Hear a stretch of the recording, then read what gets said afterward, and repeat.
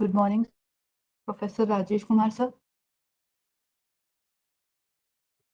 Morning, everyone. Yeah, good morning.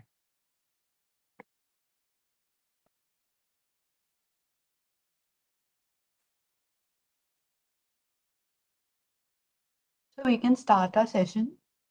I will just take a Okay. minute to introduce you to the participant and then you can take over the session. Is it fine? Yeah, it's okay. Okay, sir. Professor Rajesh Kumar is a distinguished academician with a PhD in Power System and Intelligent Systems from MNIT Jaipur and postdoctoral experience from NUS Singapore. He currently serves as professor at MNIT Jaipur and the University of Johannesburg, South Africa. His research focuses on intelligent systems, computational neuroscience, energy, and healthcare. He has authored over 750 research papers, hold 20 patents, and has supervised 28 PhD scholars. Professor Kumar has received numerous awards, including the Career Award for Young Teachers by Government of India. He has delivered 350 plus expert talks globally and served on boards of over 30 universities. We are very grateful to have you over, sir. Over to you. Yeah, okay. Thank you very much. And good morning to all of you who are here uh, online. Uh, Hope I'm audible to everyone. Please just confirm it so that I have Yes, a sir, you are certain audible. kind of. Yeah, okay, fine. So, in this session, okay, yeah, thank you, Vivek, and others also. So, what I have done here is the whole presentation is divided into three parts, three segments. So we try to understand each segment and then we combine them to develop a bigger version and or higher end version and the algorithm, and then towards the end we discuss about the case study also. Okay, so I'm sharing a slide which is otherwise a quite old, but yeah, but make the things very understandable for us. And thank you, Dr. Sandeep, bringing this area of research back to the light. So let me share my screen. I think it's visible. No, sir, it's not. Sure. Okay.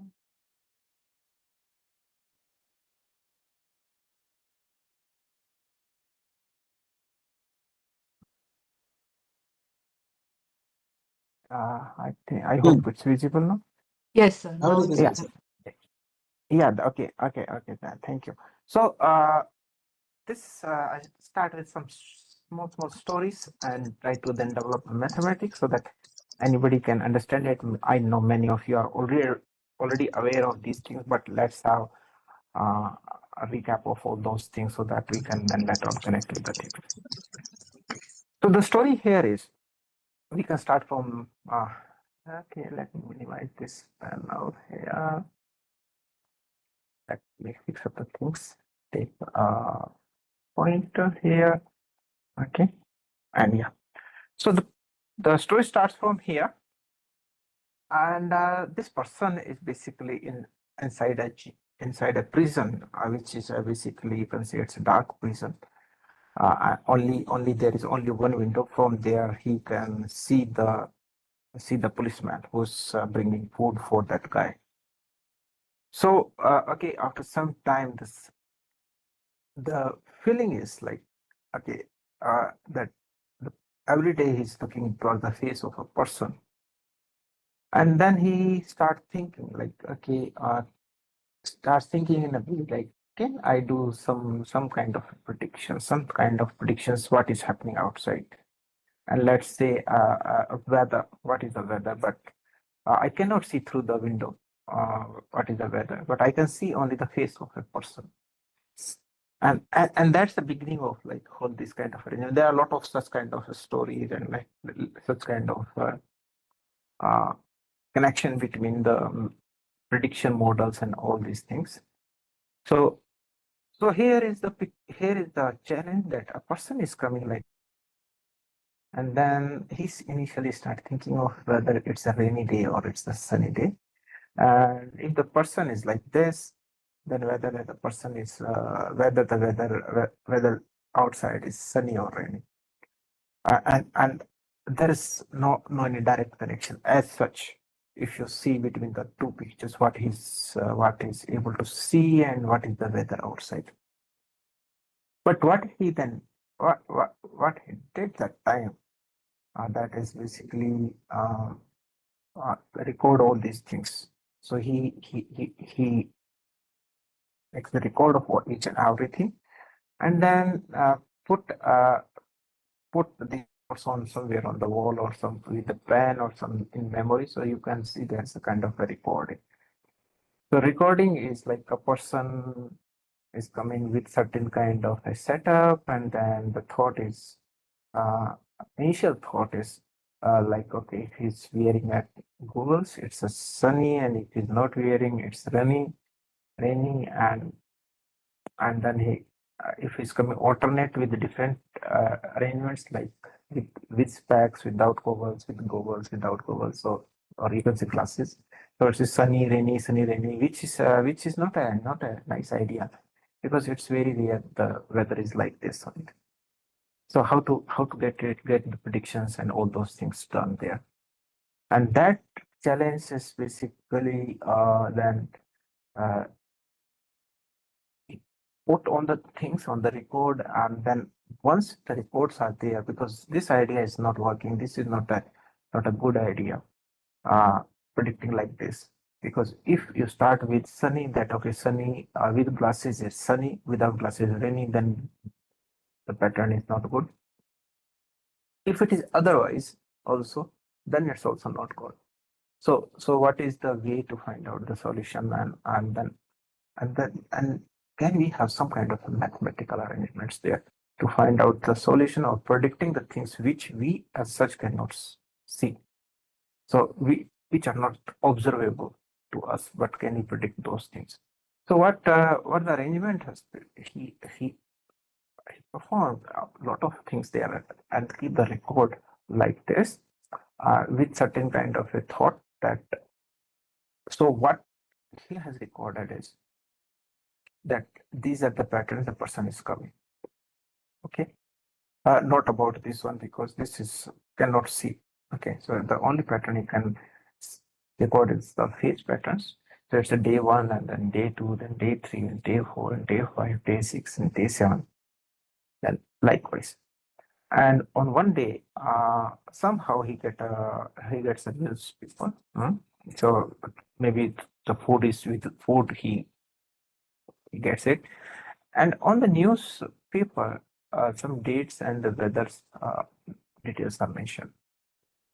Once once he has those, then he correlate those things. Okay, on that day it was sunny. On the next day it was sunny, and the next day it was sunny, and then rain, and then he connect these things that okay, person was that the person was without glasses. It was sunny, but the next day he was with glasses. Again, it's sunny, and likewise the arrangement is there. Well, some information is there which is a kind of authentic information. One, there are two ways to get information. One information, you record the data, and the second information which he that time is able to get it through the newspaper. But the point is, still now the state is not very clear, and why it is not clear, because there is no kind of a direct relationship. A person without glasses, it's sunny. You can say first case. In the second case, with glasses, then again it's sunny. So it's not a direct connection, but now here probability comes into picture. And that makes the things very interesting. And let's see how we can correlate all these things. We can have many questions from there. How we can generate a probability, or how we calculate the probability of being a sunny day. First question. Many questions can be there. So how we can calculate the probability that if a person is wearing glasses, then it is a sunny day, or how we can calculate a probability in a sequence that okay, if it is sunny, sunny, sunny, then what will be the next one? And likewise, we have many challenges there. So the things are very easy. If I go for the case by case, so the first case I'm taking just the probability of the day to be sunny. So we have these samples here, and we can easily calculate a few things here. So this is there are different cases, and the first case is given the first day sunny, what is the probability next day is also sunny? That can be a, if I'm looking for the answers in a sequence. Okay, I can easily find out how many such cases are there. We can easily see that, okay, this is one case, the another case, second, and then third case, and then fourth, fifth, sixth, and seventh, and eighth. So there are 8 cases out of total which reflect that if first day is sunny and then the next day is also sunny. We can easily find out what is the probability. Similarly, we can calculate, okay, first day is rainy, the next day is sunny, what is the probability? If first day is sunny, then the next day is rainy, what is the probability? And if both are rainy in a sequence, what is the probability? This is a simple way of calculating the things. Okay, we can predict some kind of a probabilities here. Okay, and then comes the second part. The second part is, okay, if we are given with these or if we have record of the person with glasses or without glasses, so then what are the probabilities of in a different way? So probability now I'm not looking here sunny with sunny. The question is given a day is sunny, what is the probability a person is wearing a glasses? So we can calculate it. Okay, 1, 2, 3, 4, 5, 6, and 7, 8. 8 such cases. So we have a 0.8, and then rainy with glasses 0.4. Uh, uh, sun sunny without glasses, rainy without glasses, and all those calculations we have. So we have two things scenario there. We know these calculations now. So the first is okay. The first calculation we have that if the day is sunny, okay, then there are 80% chances the person is wearing glasses, 20% is basically not wearing glasses. Day rainy, and 60% is without glasses and 40% with glasses. But the question is, he can see only this person, this part. He can see only a person face. So now the next time when a person appears in front of him, what is the day, what is the weather? If you go by these probabilities, okay, there are 40% chances it's sunny.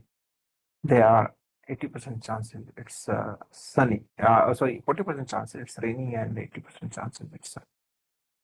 Can we have a more better arrangement of all these structures there? And here comes arrangement there.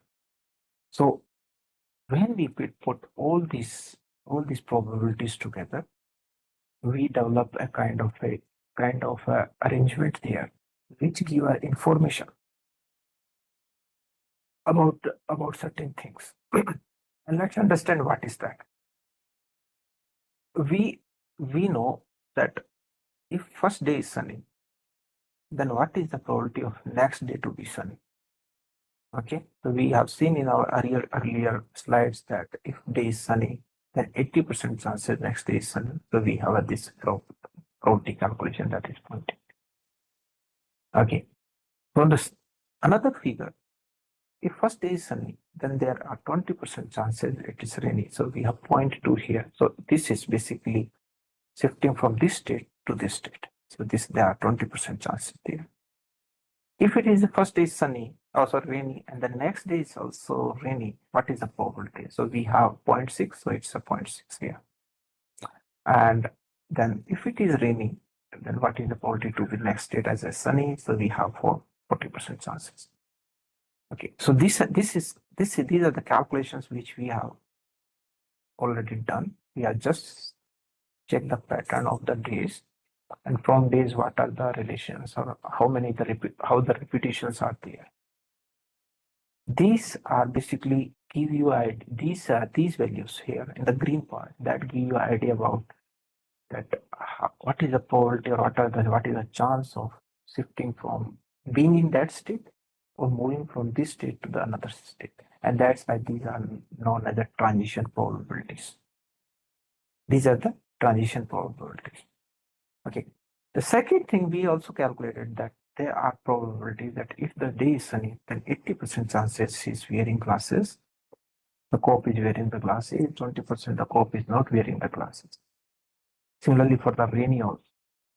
Okay, these are known as emission probabilities.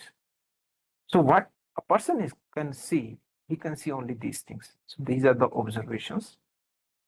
These are not visible. These are he wants to predict it.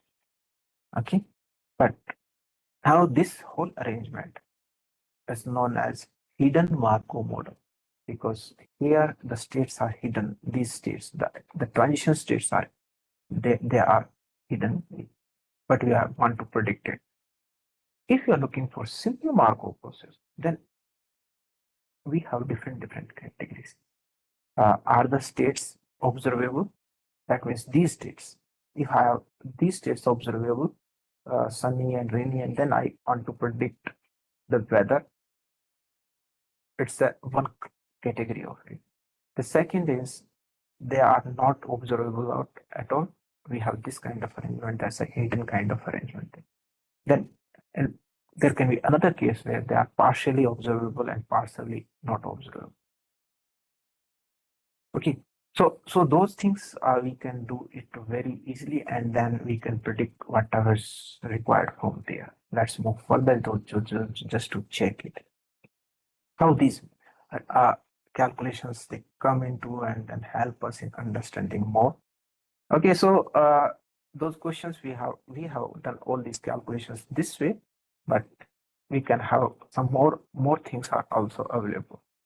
Okay, and why we are discussing it, all these things will be clear in the coming slides.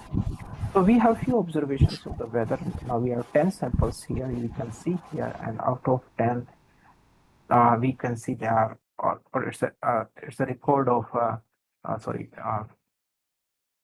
15 samples.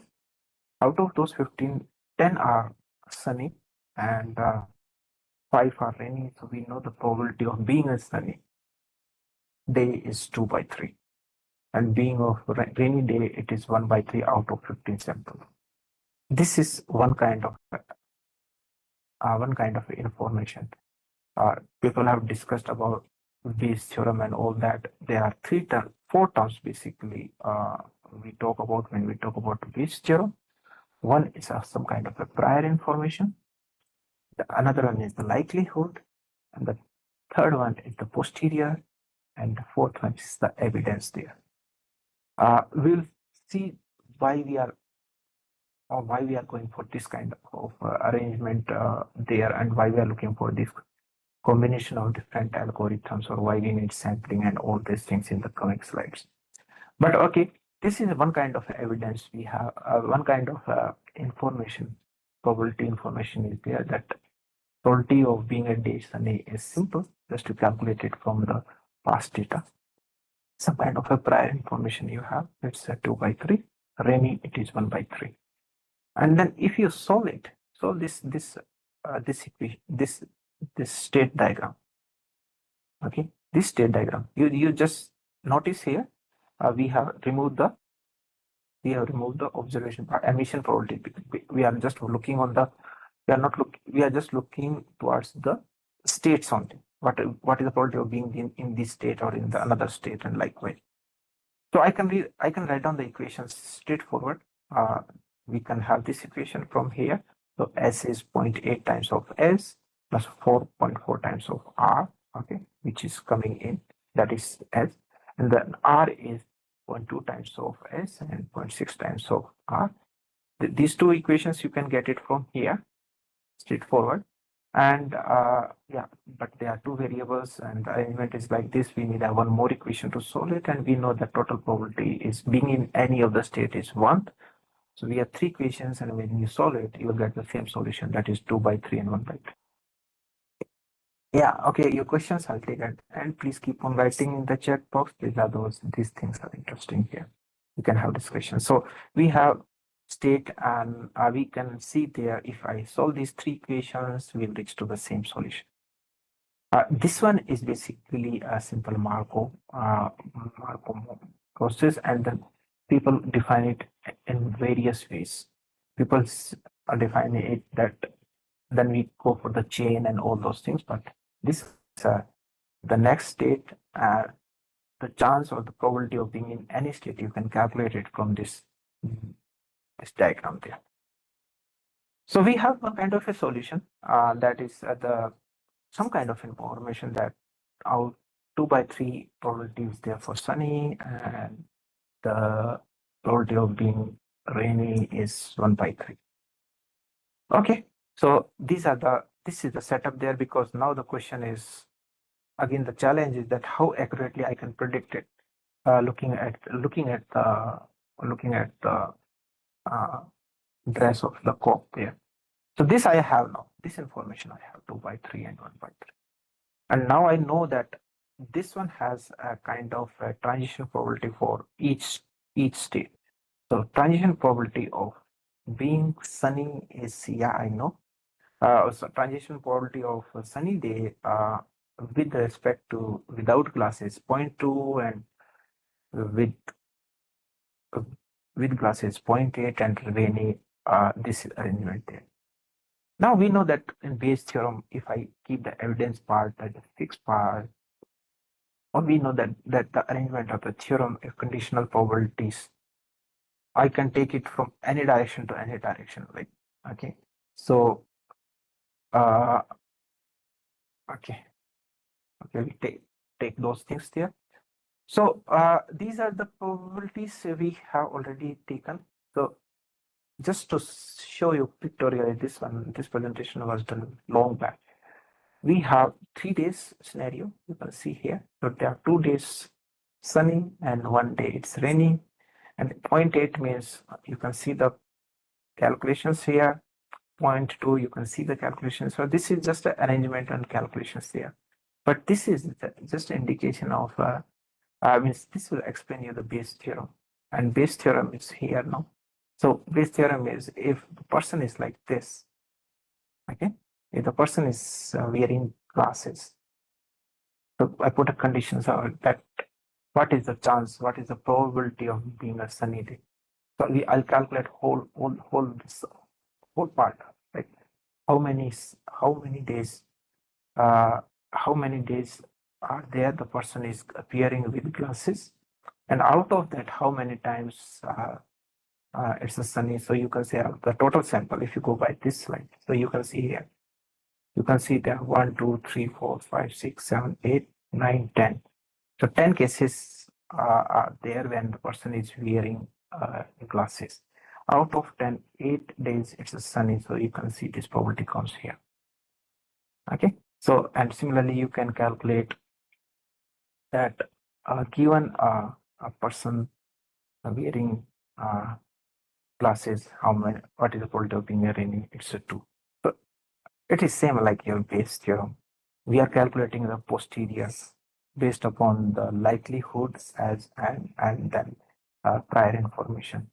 So those arrangements can be done this way, but now the question is this one: we are looking for some sequence.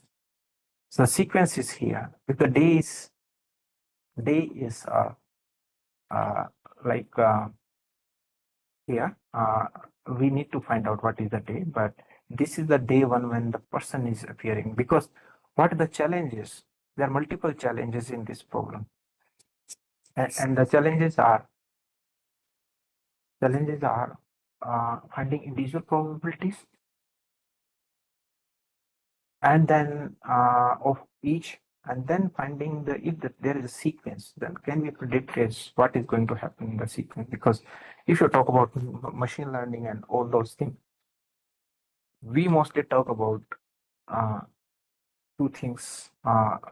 If we are looking for classification or we are looking for uh, uh, generation. So we have either generative models or we are looking for a discriminative model. So the challenge is, okay, day one with glasses, day two without glasses. What is the sequence here? What is the weather sequence? How to get it? So because that was the initial challenge. So what we can do is we have two possibilities for this day one, and similarly we have two possibilities of this day two. Okay, and then what? This is sequence problem. What we can do is we can make a combination. So it can be the first combination can be first day is sunny, or second day can be sunny. First day can be sunny, the second is rainy. First is rainy, second is also rainy. And this first is rainy, second day is sunny. These are the maximum four cases there. And then can we calculate which combination of these two is having the highest probability by using what we have discussed so far? And the way answer is there, yes, we can calculate. So we know these probabilities. Okay. Being what is the probability of being sunny? We know this. Okay. And then what is the emission probability here? We know this thing 0.8. Sunny to rainy, we know this probability we have calculated at the initial stage. And then the emission here, this probability also we know that. And then what is the joint probability? Just to take the product of everything, you will get certain value. And then you do it for all. So for this combination, this is the value. For this combination, this is the value. This combination, this is the value. This combination, this is the value. And then we'll see which one is having the maximum. And then we can say that this is the sequence. So the day one is also sunny and day two is also sunny. Maybe your observations on day one person is with the classes. And the second day it's not with the classes. This is how we can find it out. Okay. You can extend it. You can extend it for a bigger picture here. So you have, okay. So if we have done it for 2 days, then what about 3 days? So you can think of if we go for 3 days, then how many combinations are there? For 2 days we have 4 combinations. Both for 3 days, okay, we can have sunny, sunny, sunny. Then we have sunny, sunny, rainy. Then we have sunny, rainy, rainy, and likewise. So the combination increases. And if I go for this kind of a setup, that like, okay, what about for 6 days? Then how many combinations you can think of it, and then things becomes these things become very heavy in calculations. Can we have a good solution for it? Because when we solve series data, time series data, or can we solve a time series data or predictions by using this kind of arrangement there? Then it depends upon the window size I'm taking when I'm predicting the case. So if my window size is big one and it has a lot of data there, then the combinations will be very huge, and then those calculations become bulky. So what is a good way to do it? And that is a solution for this approach. One of the solutions, there are many solutions, and that is basically what is by algorithm, which is basically very much close or inspired from your, or you can say it's another form of a dynamic programming. So what is the dynamic programming? In dynamic programming, what we usually do is we break the big problem into small problem and then solve them and then connect with them. So the same thing we will do it here. So what it is indicating, it is showing that this figure explains us a better way of solving it rather than solving each combination. So it's saying that till this person, what is the best path? Okay. So what is the best path means what is the maximum probability here. And then I have two cases. I have information till this end. Then I calculate this to this transition and this to this transition, and I can find it here. Same case, same case 2, best up to this end, which is the same, this value, and then this transition and this transition, and then out of that these two, which one is high, I keep it. I'll say this is the best uh, or this is the highest probability, or this is the solution there. Now just you what you can do is you go back, then one step go back, the same thing you apply. Let me check the plan, that okay, what is the best path till this place here, and then you check it for this guy. Okay? Sorry. And the same thing, you if you make it, you keep on moving it reverse direction. That's basically what we do in dynamic programming. You this is the start point. So at the start point, you can find it out what is the best value to move it from here or to move it from here. So this is kind of sequence arrangements, and then you can use this kind of a calculation flow to define any sequence, and you can predict what is the next state is going to be. There are various orders there, depending upon how many states you are considering in your calculations.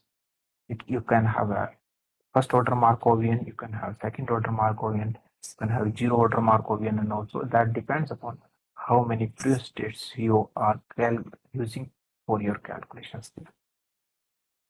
So what are the ingredients? If you talk about this one is just an explanation, but if you talk about the mathematical or algorithmic perspective, we have states. When you work on any Markov model or hidden Markov model, I've taken hidden because this one is an interesting problem, because we are trying to find out those states which we cannot see straightforward.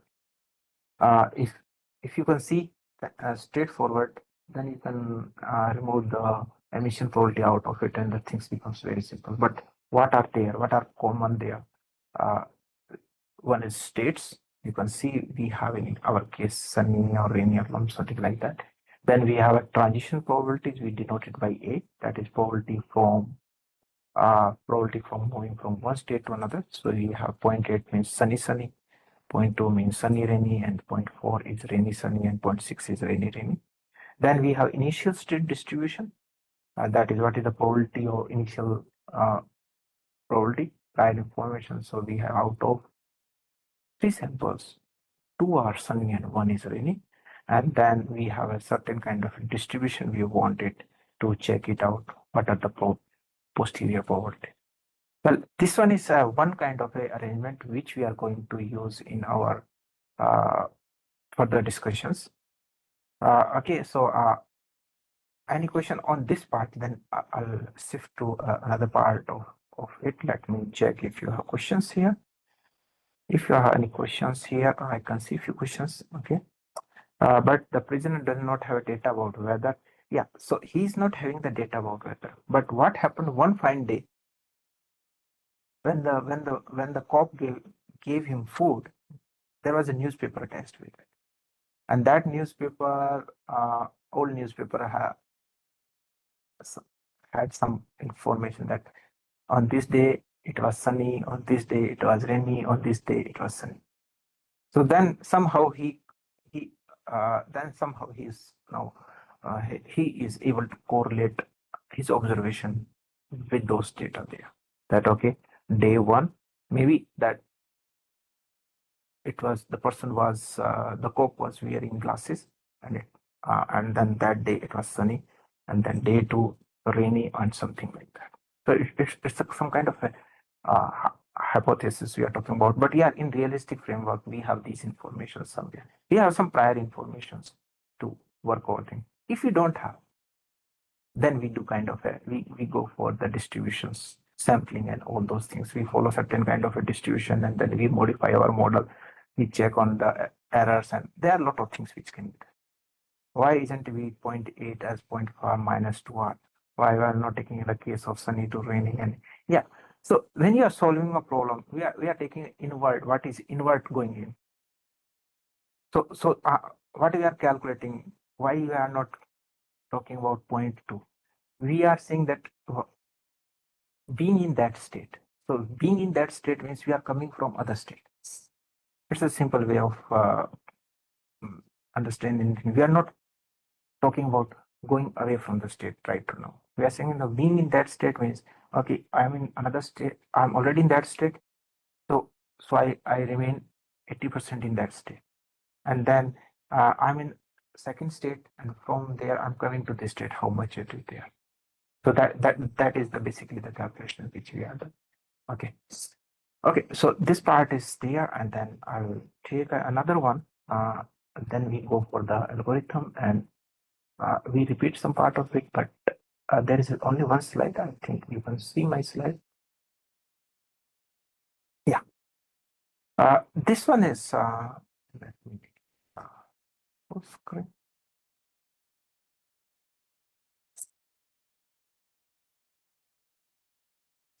This is the second approach, which is very interesting, and that is known as a Monte Carlo approach.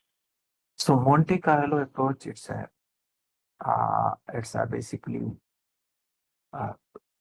numerical method, but we use very commonly in statistical simulations, basically. And when we talk about simulations and there is a numerical method, there can be a well-defined method is mathematical arrangement is there, but here we use it when there are some kind of uncertainty into the system. So we use a random number. So the target is, can we use a random numbers or random sampling to find out certain value? And the classical example, there are a lot of examples. The classical example is if you try to find out the value of pi. Okay, so it is basically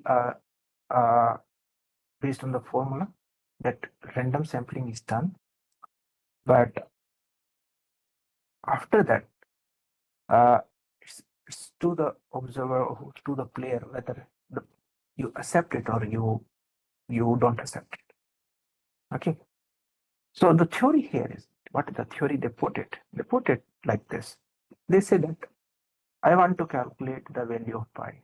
So what they have done is they put a square, and then there is a circle here, and then they do a random sampling. That is basically hitting it randomly by you can say by dots.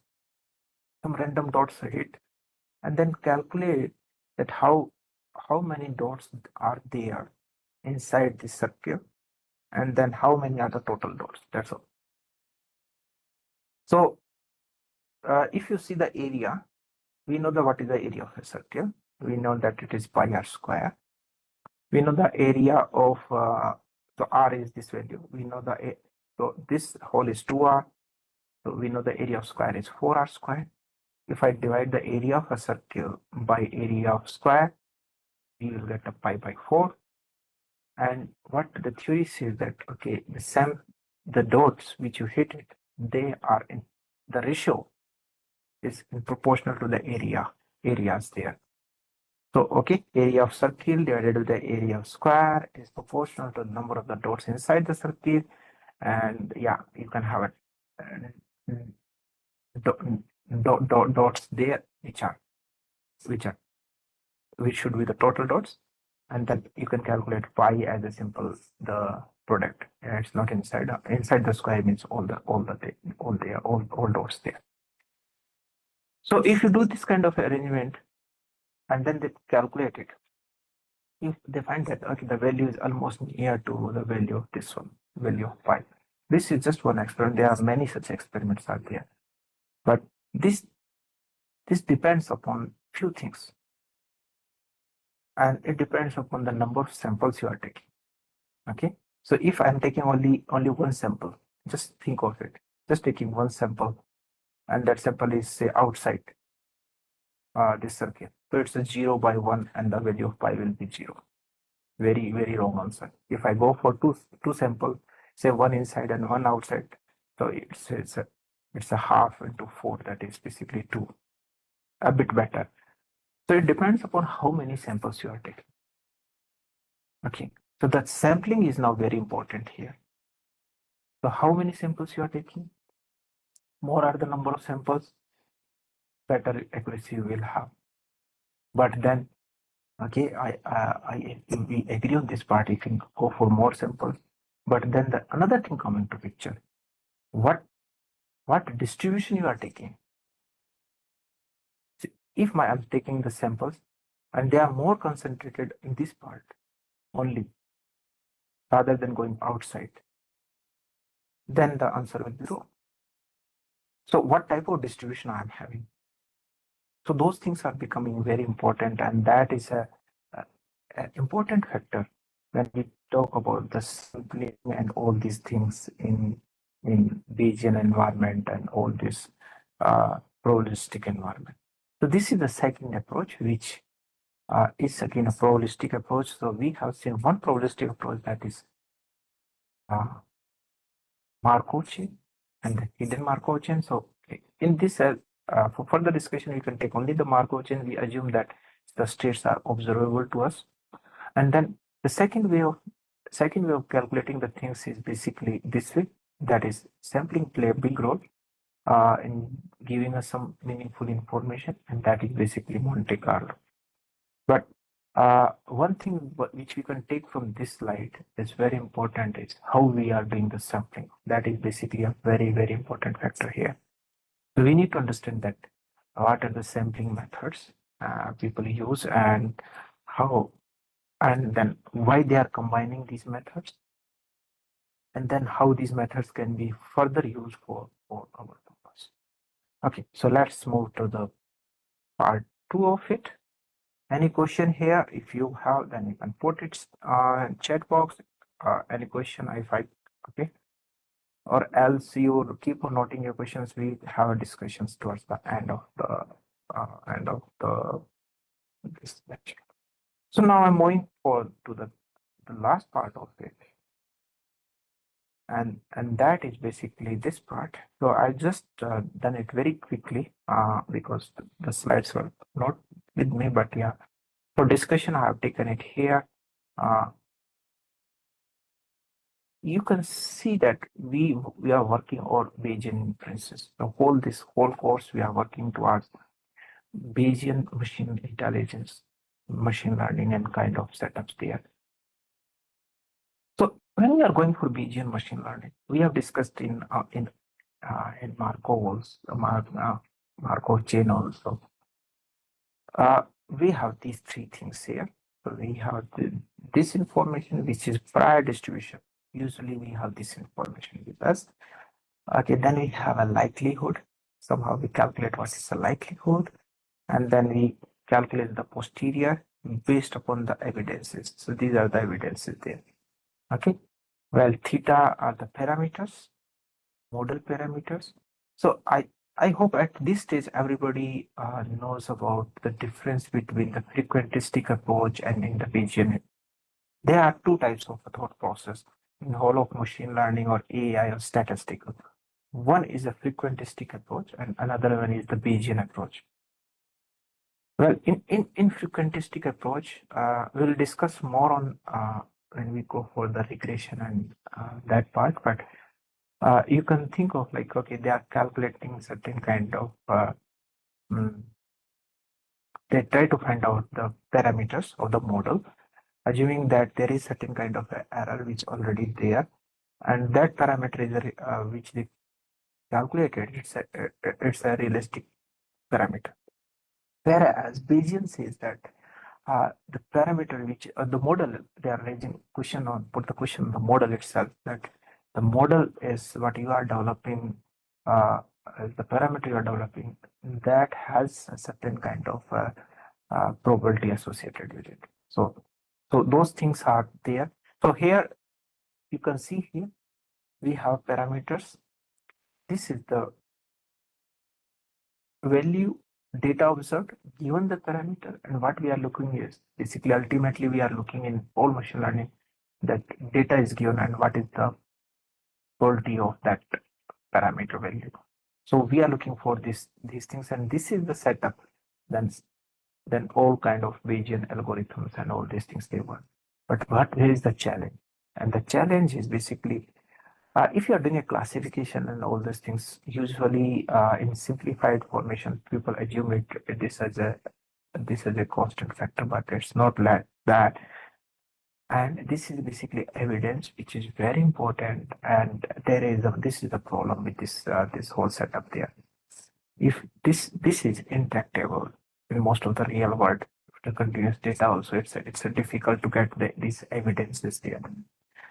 And then the point is, uh, how we solve this problem, how we calculate the posterior without uh, or or in an environment, how we calculate this posterior probability where this P of D is intractable. So how we get it?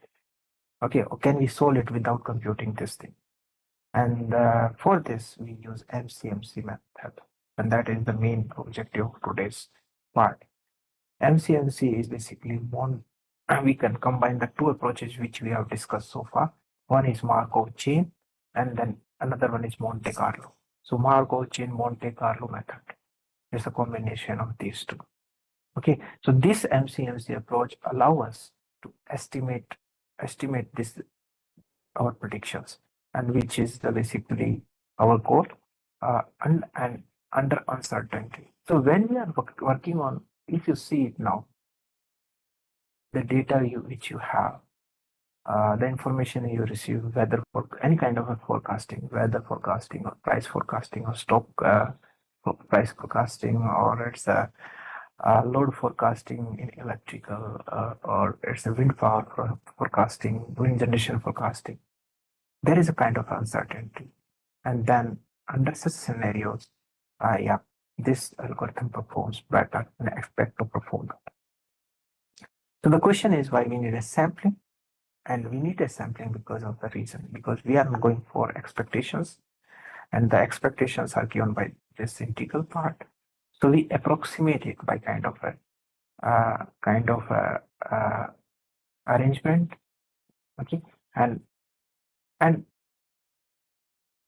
and when we are looking for it, so okay, two new things appear here. One is MAP, that is maximum a posteriori. So what we always look in machine learning algorithm, we try to minimize our error or maximize our profit. That is always a kind of a arrangement there, because that helps us in tuning our parameters. So you can do the maximize, you can posteriori by two ways. There are two methods very popular. One, you maximize this one, we call maximum posteriori, or you can do this one, because we know that if I maximize my likelihood probability, so then obviously the posterior probability is maximized. So we are looking for maximization for this one. We are working on the expectations with integral form. So what we do is we do an approximation of this term, which is basically appearing again and again in our calculation. And this can be approximated with a very simple method. And we know that it can be discretized like, okay, taking a summation of a function over n samples, and we take an average. Okay, so but the point is like, okay, how we can do it, and we can do it by using sampling. Then what are the various sampling methods? So we know why we need a sampling, because many times in a high dimension and complex environment, it's difficult to develop such kind of relations. So what we do some kind of sampling from there to solve our problems. Okay, so the uh, methodology or the arrangement is basically in this whole approach is go for we go for certain kind of a sampling there. So we sample the values and then we calculate it. So this is an arrangement there. We understand it because we have seen in Monte Carlo that through the sample approach, hitting a dot, that means we are taking some sample in that space, and then we are calculating what is the value there. So this is how we are doing there. Okay, and we know this Markov property. So given in a current state, what will be the probability of being in the next state? And that is basically a Markov chain. Now I'm not talking about the hidden Markov chain. I'm talking about a simple Markov chain that, okay, we are in certain state. and what is the probability of being in the next state. Uh, and and it follows a property which basically we say that, okay, if I'm taking only current state, so the order I have reduced it, I'm given a current state, what will be the probability in the next state. I'm not going to very long tail there. So we have states, we have transition probability, and then we have some kind of a initial distribution. So now we are trying to combine these two approaches with each other. Okay, so what is the goal? Goal is to generate a sample from a given distribution.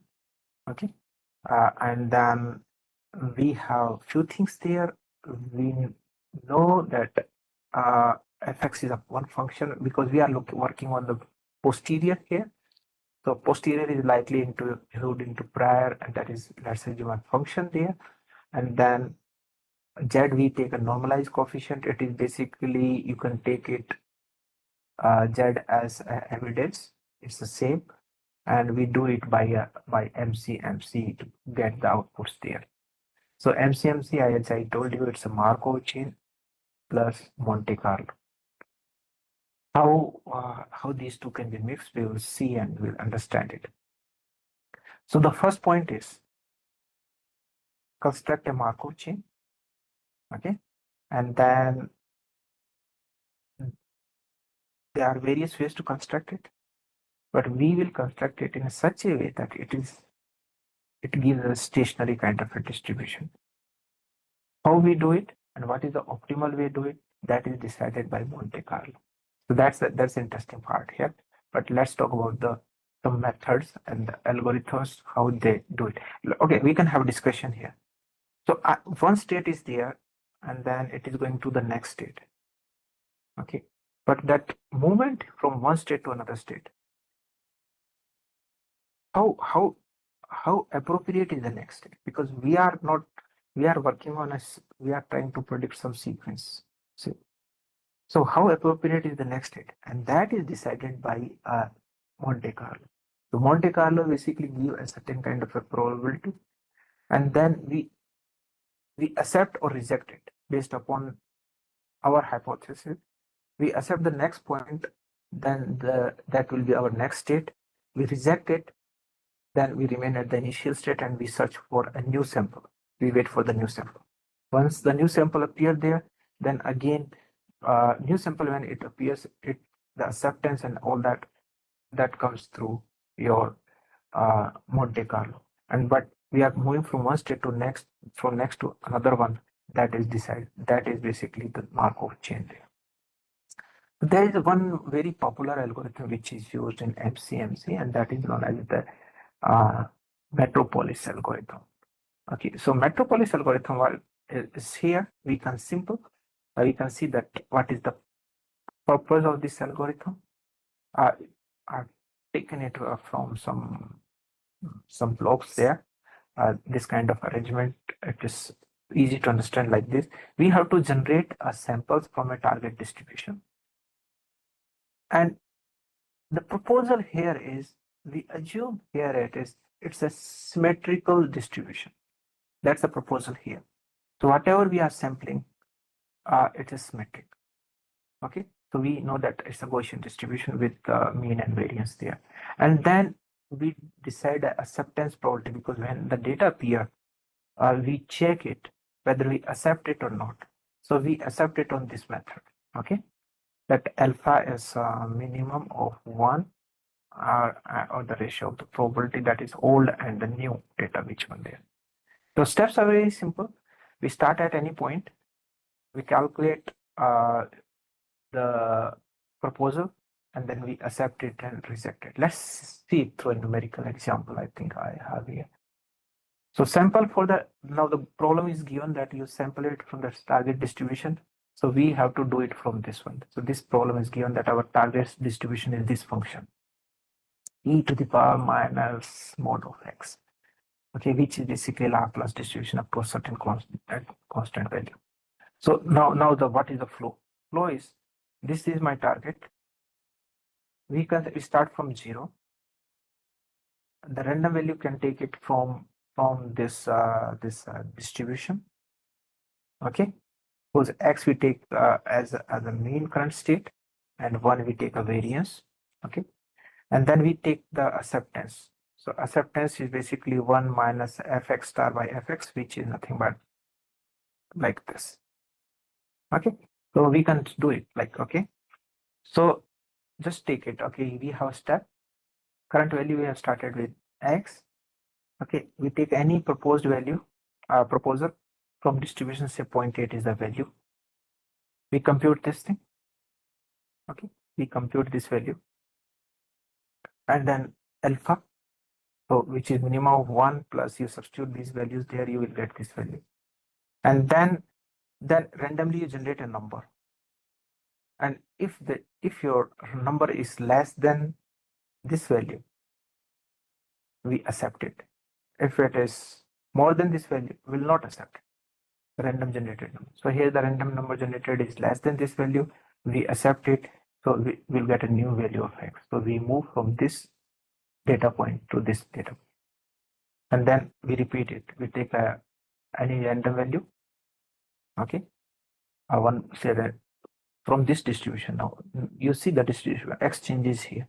Earlier x is 0, now x is 0.8. So from this distribution, if you take a new value, it is more towards other side. So value we have 1.2. We calculate this value, alpha, and then we randomly generate a new value, say it is 0.8, which is more than this value. So we reject it. So it remains at 0.8. So it will go here. And then we keep on doing all these things. So we'll have a chain here. X is 0, x0 is 0, then x1 is 0.8, x2 is 0.8, x3 is 0.5, x4 is minus 0.4, x5 is minus 1.8, and likewise we can develop a chain. So we have formulated a chain, and we have sampling calculations here. This is how this algorithm works. This is how we take the samples and do our prediction part and all that. This is one of the method, but the limitation is there. And then where is the limitation? The limitation is, okay, so the limitation is here.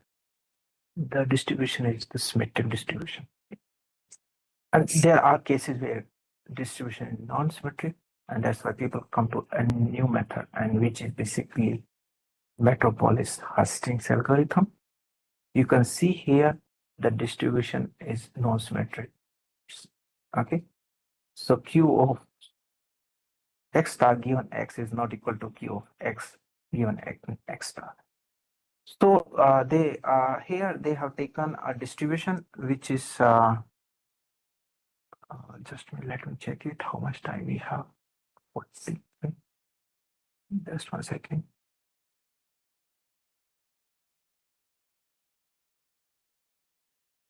Okay. So now we can see here the distribution which we are taking is not a uniform distribution, and it solves the earlier problem. But here then the calculations also a bit changes, because our distribution is now because being a non-symmetric, then we have to these values, two values here, they are different, so that's why they appear here. Otherwise they cancels out, and then we reach to back to the metropolis.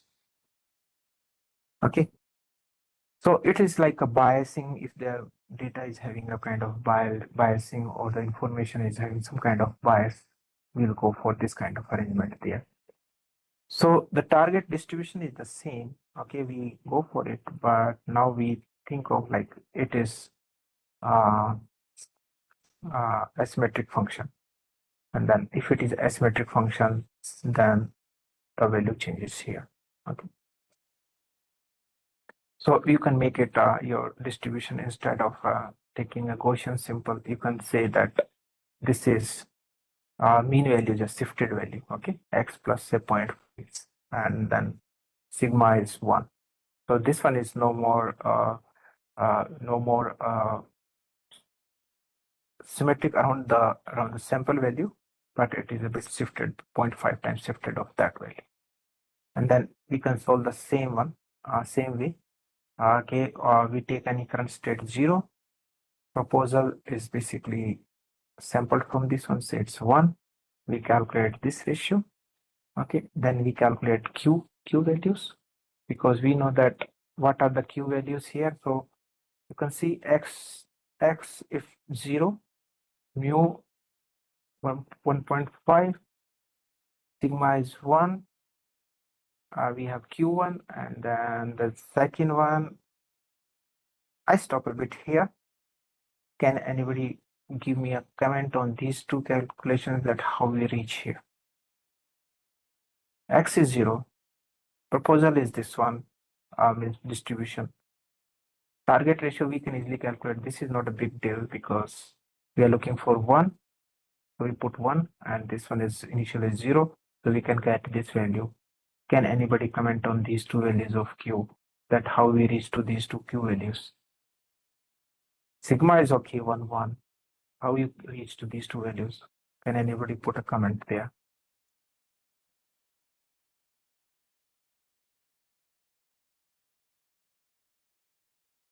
Anybody who wish to put any comment that, yeah, this is how we reach there. Please note it.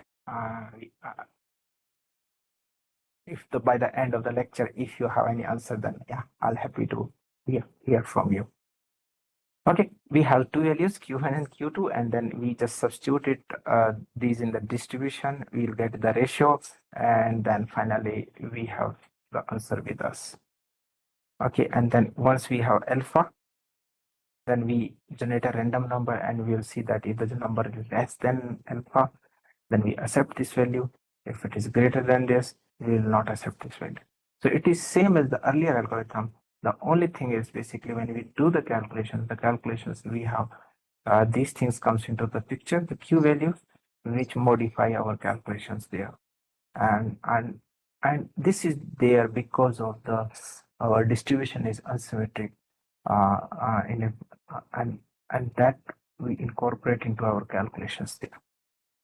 But again, then there is a challenge for this kind of calculations, and this one is basically independent, one kind of a variable data in there, but we know that there are dependencies in our data set.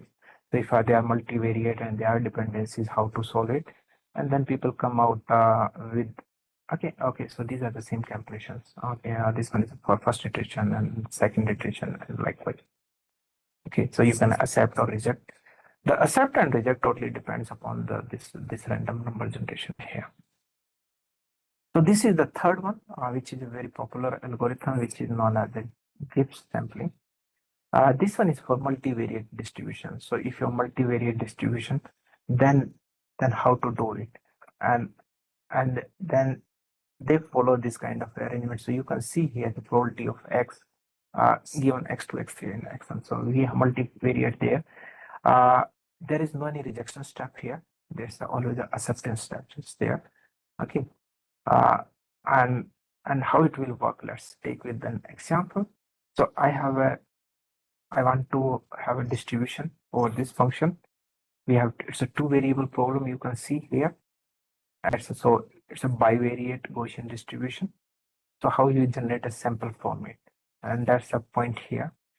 So we first go for the distribution, conditional distribution. So these are the arrangements we do it. This is okay, we a variance, we take it, we start from the midpoint of the two, and then we do the sampling. They are very simple way of doing it. Okay, so we have first we take any from this distribution, because x0, y0 are zeros.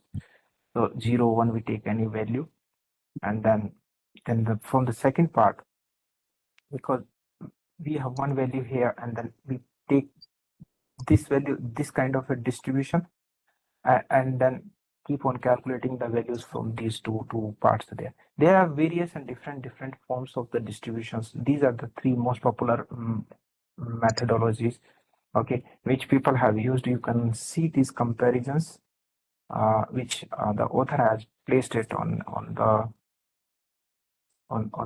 his website. Yeah, so proposal, if it's a symmetric, metropolis, unsymmetric, you can Metropolis Hastings, multivariate, you can have Gibbs, variable updates, it's a all at once, single variable. This one is one variable at a time. So it is basically in the dimension movement. First it update keep y2. Say if it is a two-dimension problem, how gives is working. It fix one of them. Say what x2 is fixed, second variable is fixed. It it find out for x1 variable, and then it fix x1 variable, find out for x2, and likewise it will do that. What they are require, we need a distribution, what type of distribution you have, and then the target density. In both the cases, this is the conditional distributions because it's a multivariate problem. We have different kind of advantages here. It's a simple for symmetric. This one is flexible for more complex because uh, when we talk about more complex means non-symmetrical distributions, and then it is good if we have conditions there because we know that uh, if multivariates, then there are dependencies and all those things there. Well, this is about the distribution. So three most popular methods are there. There are other methods are also available which we can use it for our purpose depending upon the requirement. And now I'm going towards the third part of it, which is basically a case study where we have implemented it, or um, you can also try for this one as a for a machine learning part there. So what we are using is distribution knowledge. So few things you'll find repeated here just to because I'm trying to combine each and everything so that we can have an understanding here. So Monte Carlo chain, Markov chain and Monte Carlo technique for a prediction.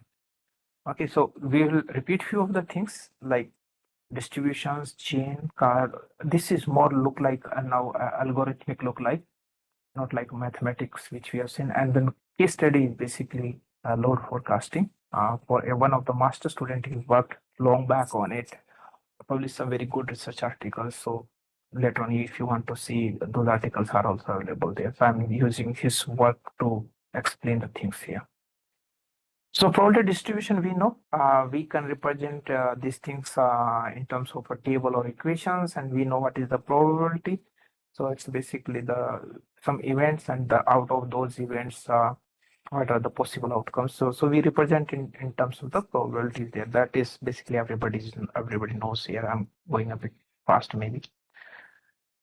Chain, we know it. Now let's connect those things. It's a sequence of stochastic process, and then what we are considering here is the probability distribution of the next state depends on the current state only. And we have discussed many such cases. So in earlier hidden Markov model example, if I remove that emission part, so we have only those things, the sunny and rainy only.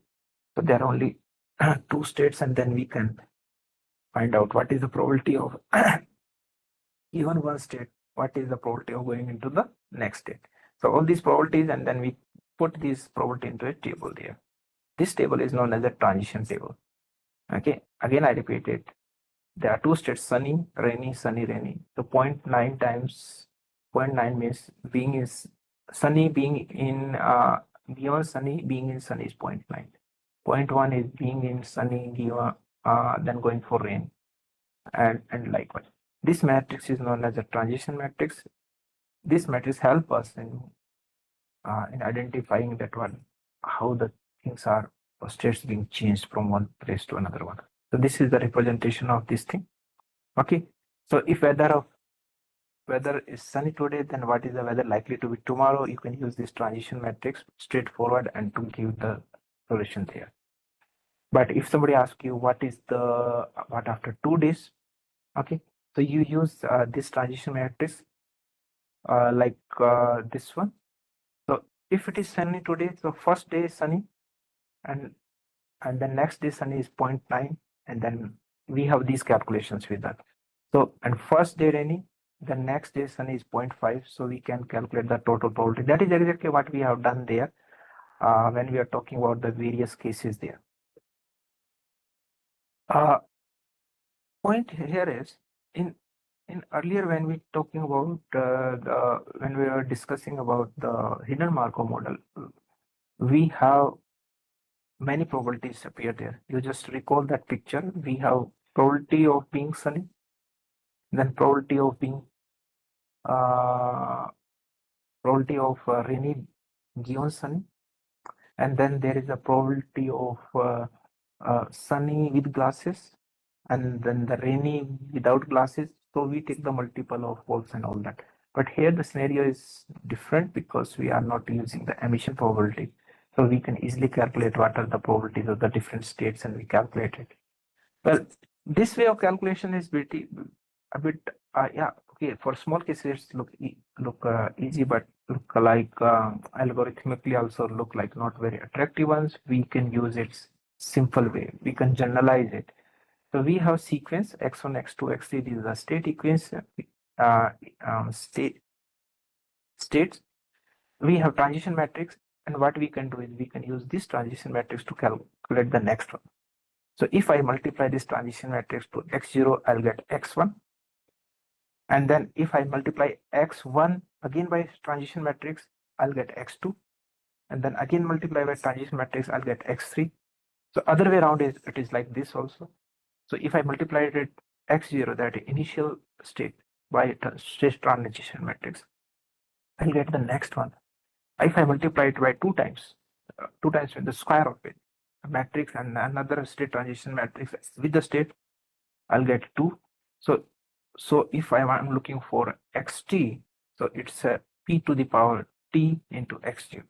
That's basically the kind of arrangement we can think of, how we can algorithmically find out the state values given a state transition matrix and initial equation there. Okay, so this we have already discussed, and we know that is stabilized. We also discussed Monte Carlo. This example I have shown you. And then what is Markov chain, Monte Carlo? You can have this picture. Now, this makes something very simple. You say this is the basically a chain here. This is what I'm looking for. And this one is the distribution, which is where I'm getting it. And then this will decide whether I should go to this state or I go to some other state, or should I wait for it? That is how it is being designed. So we have a so this part, okay, this part is basically a sample which are coming. They decided whether I move from this state to this state, okay, uh, and based upon comparison with the random number what we have discussed earlier. So this sampling is totally based upon like how we are doing it, whether it's a symmetrical distribution from there. If we are doing some sampling, then we have one way of doing it. We can use uh, one of the sampling approach, which method we have already discussed. If the distribution is asymmetrical, we can use the second method. If it's a multivariate, then we can use the third method, and all these things. What we are finally looking for, a stationary kind of we were looking for a chain which is stationary or invariant, and that will help us in finding the solutions there. So that is basically Markov. So it's initially what we are talking about. It's a random walk through a probability distribution, and every time we ask the questions, we start from somewhere, randomly we move it, and then we check it whether that movement is acceptable or not acceptable. If it is acceptable, we accept it and we move to the next state. That acceptance of that one depends on a certain value, and that value is taken from a certain kind of a distribution there. Okay, so I'm just keeping these slides. Okay. So we have discussed with these algorithms. So now combining these algorithms, so how we apply a simple Markov chain Monte Carlo algorithm, we decide the starting value, what is the starting value, and then we decide the length of the chain also, what will be my length of the chain, and then we get the next element using this Markov process there. The acceptance and all those things we already discussed it, and we keep on doing it till our goal is met or some kind of stopping criteria is there. This is how this whole works there. Uh, the only difference with different methods you will find using gaps or sampling or all those things, you'll find the here. That is basically how the samples being generated there. Okay, so like Metropolis, we have already discussed. We initialize our distribution is uniform. Okay, so if my initial value is 0, I can take it to the distribution from 0 to 1, and then I go for the next value and likewise. These things, this thing, this is generalized formula, but if the distribution is uniform, these two terms are same, so we left with only these two terms. Okay, and we get a value, and if that value is greater than the random generated value, we accept it. If it is less than, we will not accept it. This is the first algorithm. Okay. Uh, in the second algorithm, the distribution is non-uniform, so we have to consider these q values there. Rest of the things same. It gives one. I think it is there. Gives one. Or what we do is basically we calculate these kind of arrangement there, given the other conditions. So given this one, so this one is basically what I told you. Given this one means we are fixing it. So given x2. So if it is a two variable problem, the given x2 we go for x1, and then the next case given x1 we go for x2. If it is three variable, we can have given we fix two of them, x and 2 and 3, go for 1, and then fix 1 and 3, go for 2, then fix 1 and 2, go for 3, and likewise we keep on moving all these things. There is nothing like rejection in this case. We just solve it and move from one step to another step, so that at the end of the day we have a certain kind of chain which is stationary in the probability framework. Okay, so I'll just speak from here. I hope what we have discussed so far, MCMC is clear, how MCMC comes into the picture. The combinations are there. It is from Markov thought process. Also, it's some ideas taken from Monte Carlo, and then they are combined together to find out that kind of arrangement there. So the example here is basically we are looking for a load forecasting. We are looking for Bayesian model, it's a multivariate linear spline model. So I think you are aware of spline models, and we have a linear spline model. So we are looking for a regression because it's forecasting we are looking for. We are not looking for a classification. We are looking for forecasting of the new value. So we are considering here a regression where some variable x are given and we have to predict what is the value of y. Okay, so these are the data points which are already given to us. These are the initial data on which we train the model. We know it if we are looking for it's a regression kind of approach. So we know that output is some model function of xi plus yi. Well, what is the difference? We can have a discussion here. Here, equation number 11, if you watch it, this is basically one of the simplest machine learning model equation, which is a linear regression. So if I take it's a linear relationship here, f of xi, then it's a linear regression. If I go for a second order, it's a quadratic one, or you can say non-linear one. So you keep on modifying this part, that level of non-linearity keep on increasing. So f is the function, it's a model basically which we are looking for.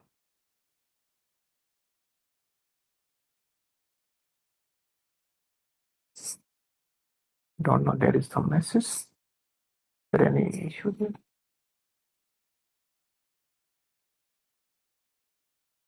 Okay. Nothing from this side.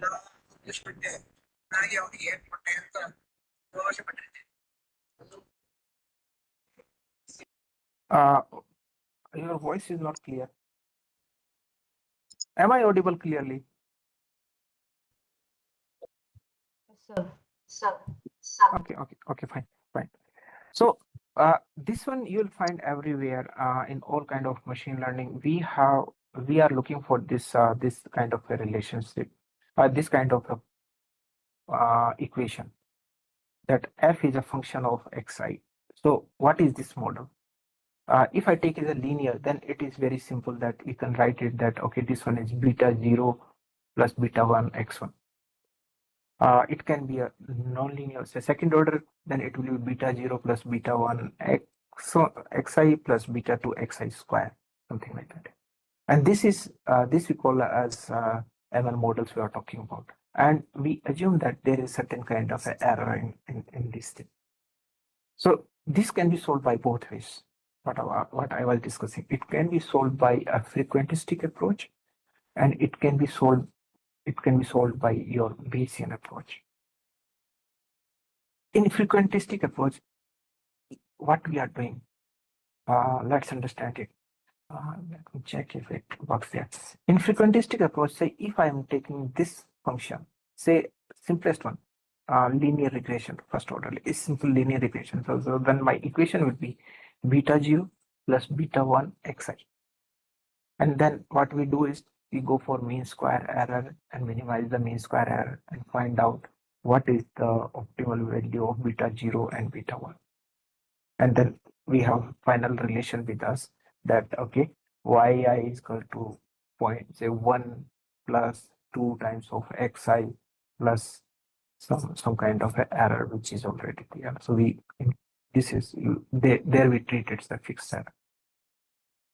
So now here we are finding in frequentistic approach, we are fixing this beta 0 and beta 1. What in Bayesian we are doing, it's a difference. Where's the difference? Bayesian it is saying, it will say that, let me make it more simple. Let's take it beta 0 is 0. It's not there, only beta 1 is there. So in frequentistic, it will say that, okay, beta is this value. So y is equal to 2x. That's how it's a straight line, fix. Bayesian it say that no, beta 1 is 2 with this probability, beta 1 is 3 with this probability, and beta 1 is 4, 5 with this probability. So it will attach a probability to the model parameters. Well, in both cases, we are looking for what is the value of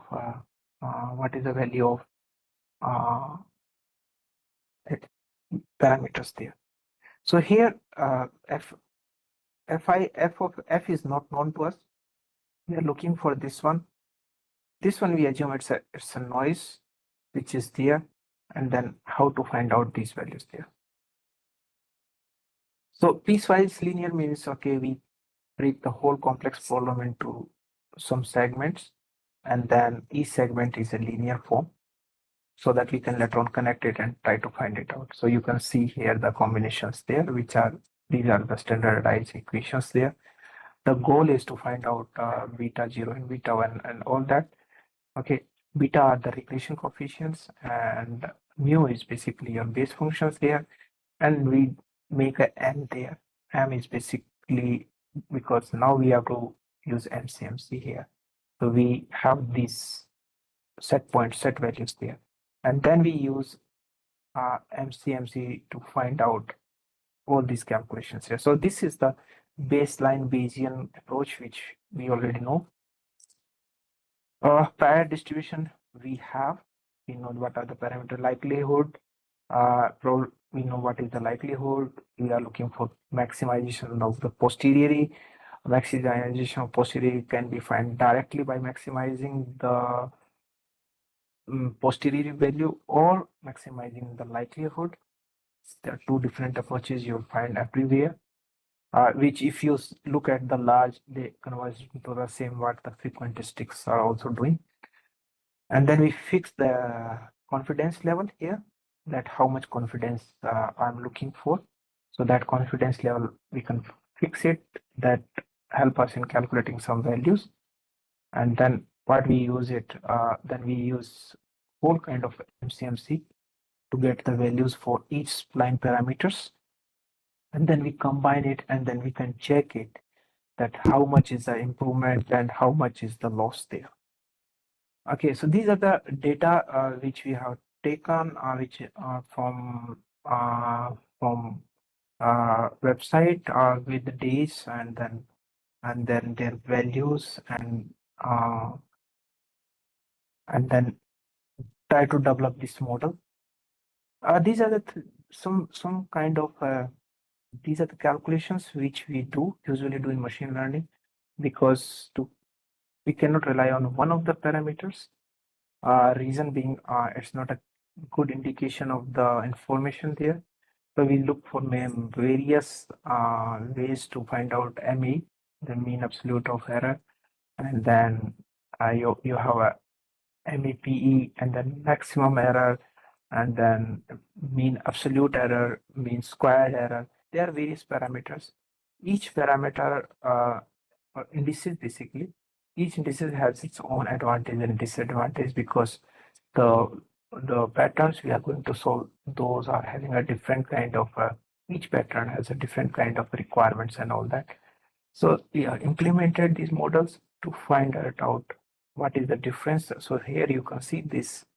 These are the actual values which are they are shown in the red one of one day. It's July 24 hours data. So each day there are, you can see, 24 hours data. And then this one is the spline model, which is being used, you can see, which is basically uh, linear in some segments. And then the parameters are estimated by using MCMC algorithm. This one is, we are using Bayesian approach here. And you can see the error is quite less here in this case. This one is just a test bed when we started initially, but later on you can redefine the things in various ways. If you, and what modifications you can do it. Uh, we can see there are so many hyperparameters. Like one of the hyperparameter is your variance. You can optimize your hyperparameter, that okay, what is the good good variance for your problem. You can have a initial start point. If that is good, then it solves our problem in a much better way. Then the another one is if you want to go for a linear spline, or if then you have different kind of setup, but you can change the problem. Instead of linear splines, you can go for a non-linear arrangement. Then the things are different. Then we can work on the u value, that is a distribution from where we are generating the random number. And when we compare it, acceptance and rejection, we can work it there. That what can we fix it, or can we do it randomly generated, or if we can make it biased random generation, or something like that. And then there are the parameters related to the distribution. You can play with those things, so we can have optimal settings for each of these values there, which will further improvise these results and help you in finding the good solutions there. So these are the certain results you can see here. Here the something is happening, and this is basically, you can see some spikes are coming. Probably the distribution part which is coming there. It is mainly because of that, you can see the spikes are appearing here. Can be the area of another area of investigation, that why this one is giving us spikes at certain points. Because if it is going smooth here, but suddenly some spikes comes in, it comes back, then another some spiky behavior is there. So why it is coming, and likewise those are the areas of investigations. Well, if the pattern yeah, if the patterns are they have certain kind of a pattern. There are certain uh, kind of continuity kind of setups there. Then it becomes then the behavior is quite good enough, so it can capturing that part. But if if if there is pattern is lost, like it's going down and it become constant, some spikes are there. For the earlier one, okay, it follows most of the pattern. Uh, at the corner point, it is creating some kind of issues. Obviously, what we have taken is uh, spline models, which are linear. If you go for non-linear, you can have better results and likewise. So we have done it for various, like for 1 day, for 2 days, for 3 days, and then we compare it with other different algorithms. We found that, yeah, the error is, if I compare it with uh, other methods which are very popular methods like SVR regression and then SVR GA method and uh, Gaussian mixture method and likewise, we found that, okay, VMLS, that is basically the this approach which we are talking about, MCMC based VMLS approach. It is giving a minimum error for this setting, but it can be further, it can be extended to a kind of a non-linear and all those arrangements. Well, these are the some references which you can use it for your study part if you're looking for Bayesian methods for classification and regression, and then you want to include your MCMC approach, simulation approach, uh, for to solve your problems there. Okay, so that's I think that's all from my side right now. Now I'm open for questions. So I'm just stopping the screen here. If it is required, I'll come back to it. Uh, but uh, if your questions are there, you will just put it there in your chat box. I'll try to answer your questions. We have just a real world application of Markov chain process, iPhone series language. See, there are a lot. There are a lot. So any kind of a sequence predictions, you can use it. It's not only language or your sound, any kind of sequence. It can be text also. You can use this approach for your text generations. There you can use it.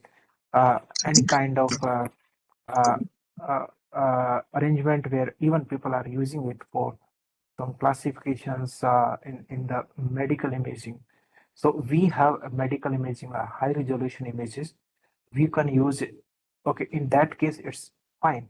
But in the real world, when we take the pictures, let me share with you one of the work which we are doing.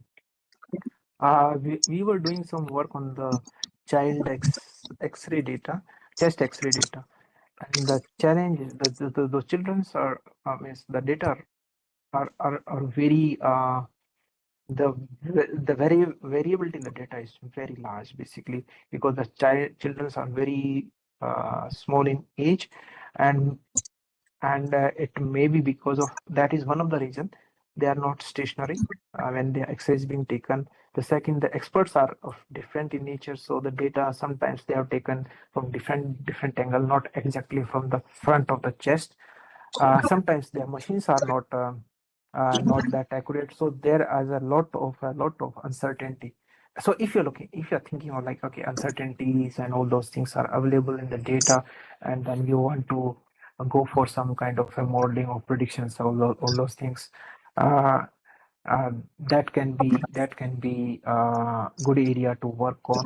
And one he has put it like uh, would be hit song. Okay, those things you can check it.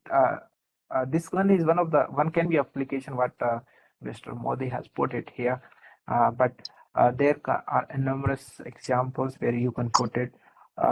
Uh, another way, another challenge is we are using conventional frequentistic approach and all these things, but when we talk about the uncertainty, or somebody has put in the uncertainty of the informations and all that, at that stage those approaches they stuck up, and then these approaches, all frequentist, all Bayesian approaches, uh, they help a lot in giving a better and good solutions there.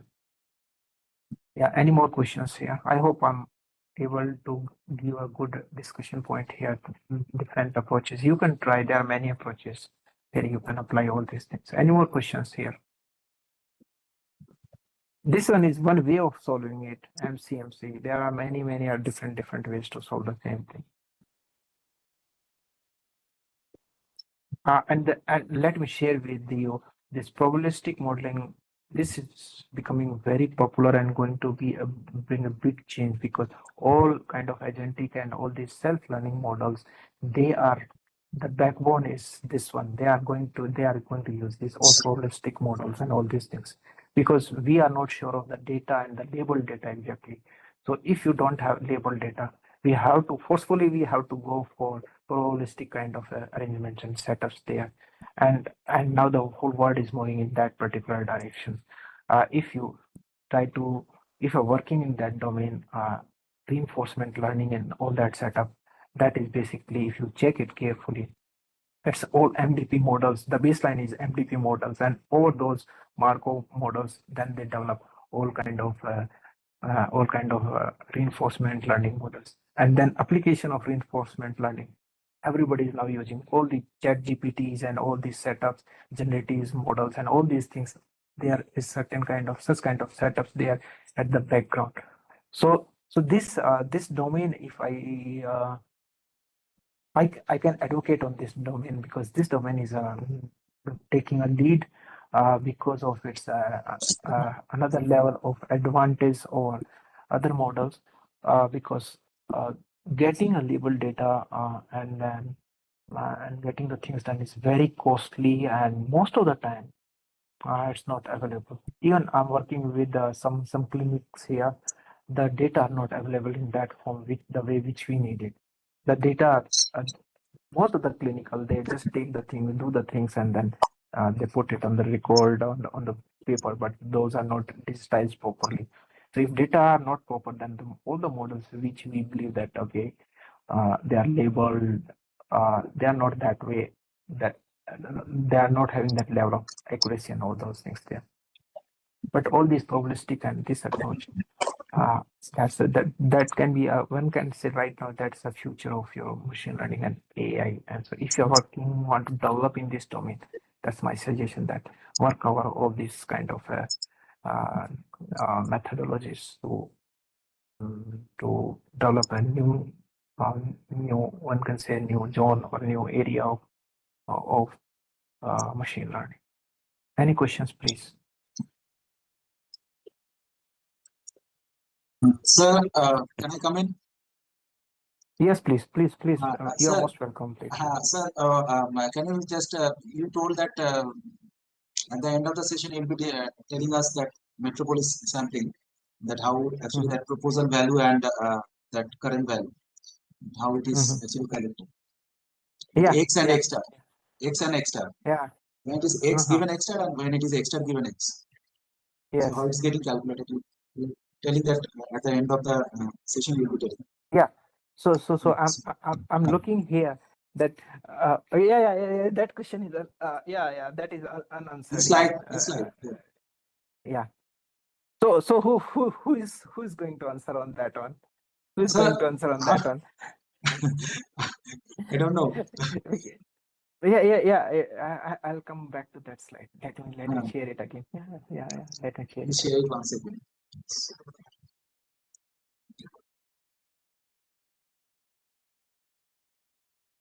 Okay.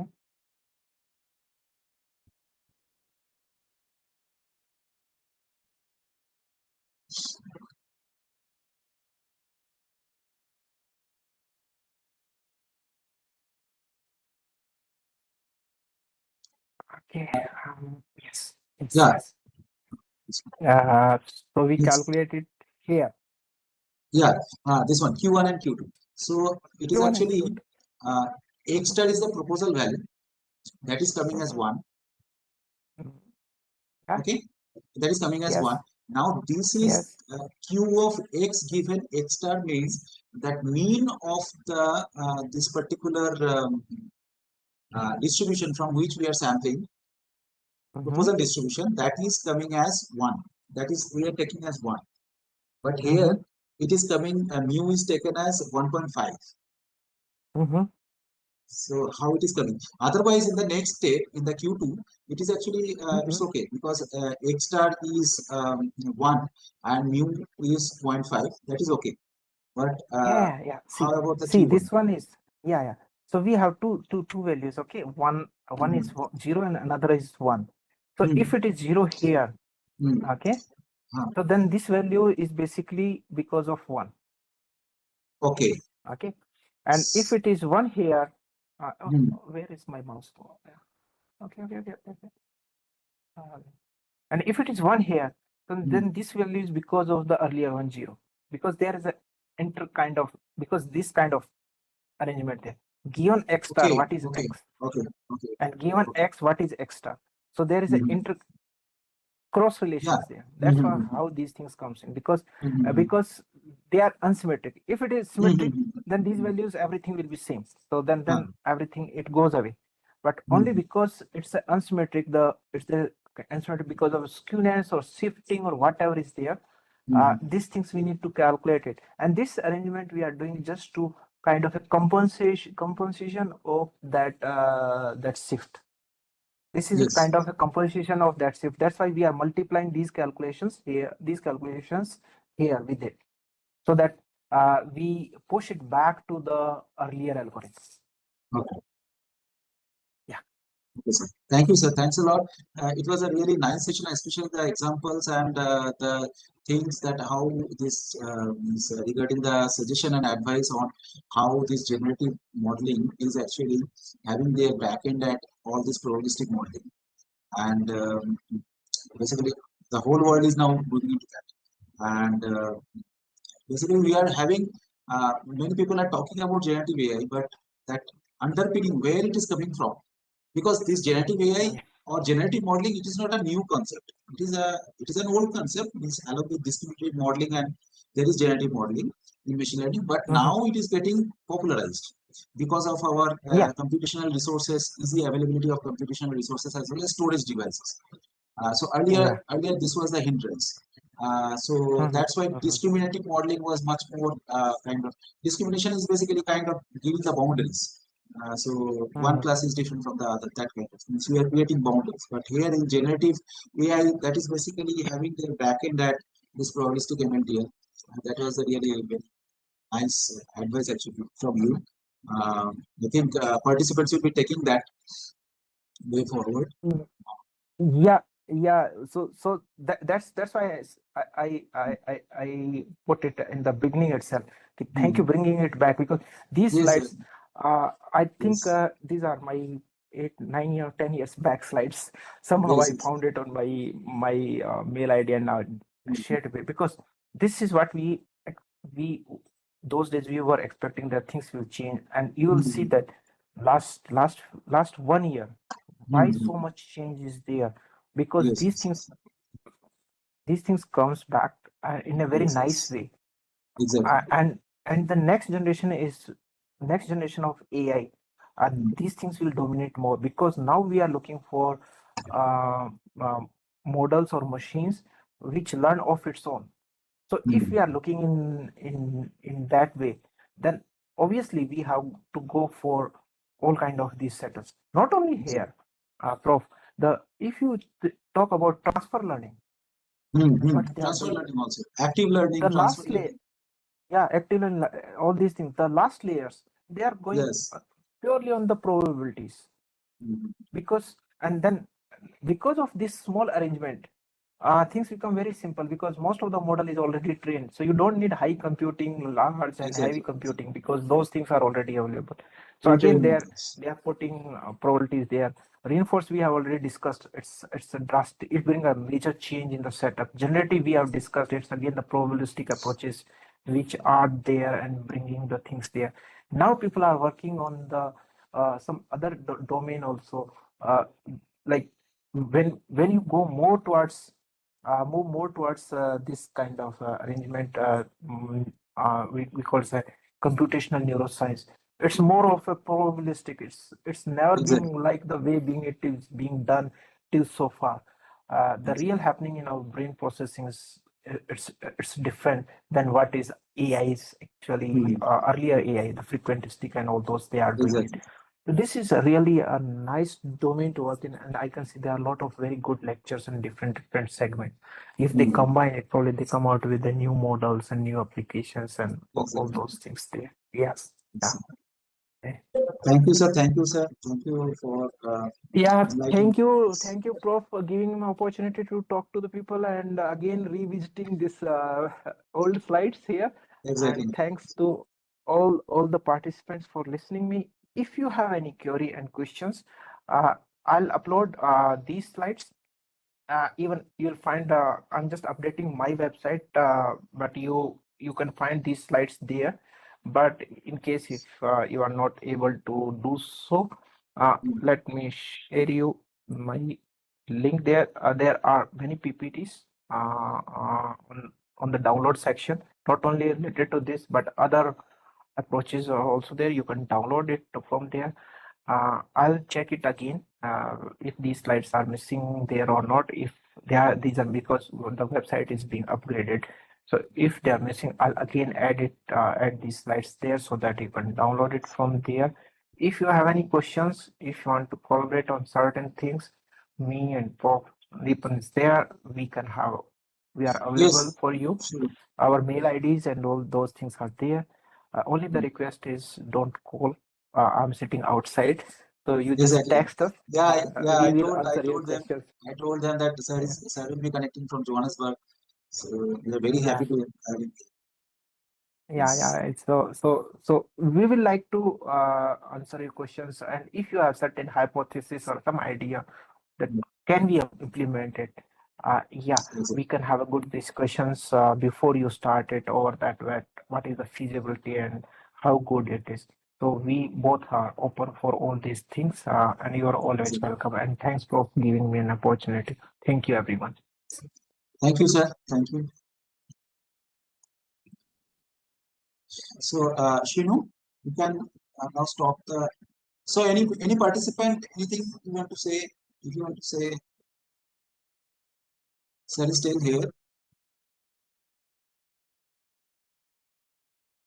Okay, then Shinu, sir. Okay, thank you, sir. Uh, Thank you for joining Okay, us. okay, bye, bye, bye, bye. Yes, sir. So can please pause the recording. Okay, Okay. sir. So we'll be starting at 2:15. The next session will be starting at 2:15. I'll be taking the session. Okay. Thank you.